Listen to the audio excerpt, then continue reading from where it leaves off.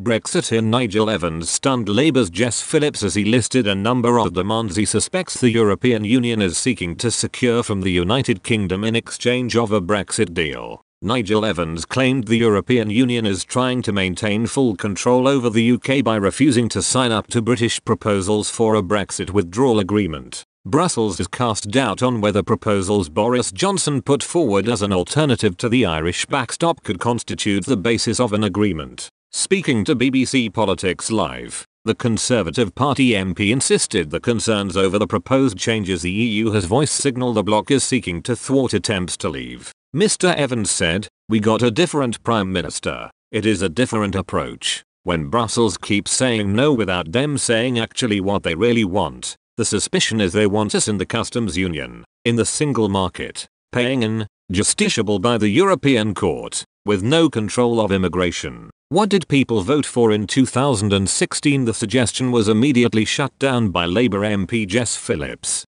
who said the withdrawal agreement Theresa May negotiated with the bloc last November removed the links he suggested Brussels is seeking to maintain. She hit back, "The European Union have never once suggested that's what they wanted. The deal they negotiated with Theresa May was completely none of those things. The Prime Minister's latest offer proposes Northern Ireland is allowed to quit the customs union with the rest of the UK while keeping the region within the single market. According to the proposals, the Northern Ireland Assembly would have the power to vote on whether to maintain the arrangement every 4 years. The Northern Ireland Assembly has not been sitting in over 2 years, following a phone call with Emmanuel Macron on Sunday, during which the French president warned Mr. Johnson the EU would decide whether a deal is possible by Friday. The Prime Minister reached out to Chancellor Angela Merkel to discuss his proposal. According to a Number 10 source, the German Chancellor said chances of a deal between the UK and the EU are overwhelmingly unlikely.